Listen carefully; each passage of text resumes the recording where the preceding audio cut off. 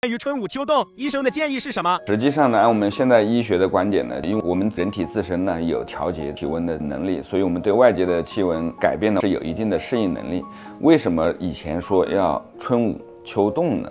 实际上呢，春天因为气温是逐渐升高的，那么很多人剪衣服呢剪得太早了啊。但是实际上呢，气温逐渐升高的时候，它突然会杀一个回马枪，又会突然下降啊。这样的话呢，我们就容易受到寒冷的刺激。那么秋天呢，它气温是逐渐下降的啊。如果说我们过早的呢，就是把衣服穿得太暖和呢，到冬天呢就容易受不了。所以春捂和秋寒的实际上是让我们身体有一个适应的能力。春捂呢，就是从冬天到夏天这个气温逐渐升高的过程中，我们剪衣服不要剪太早啊。秋冻呢，就是从秋天到冬天气温逐渐下降的过程中呢，我们加衣服不要加得太快。这样的话呢，就让我们的身体对外界的气温剧烈的变化呢，有一个自我适应调节的这样的一个过程。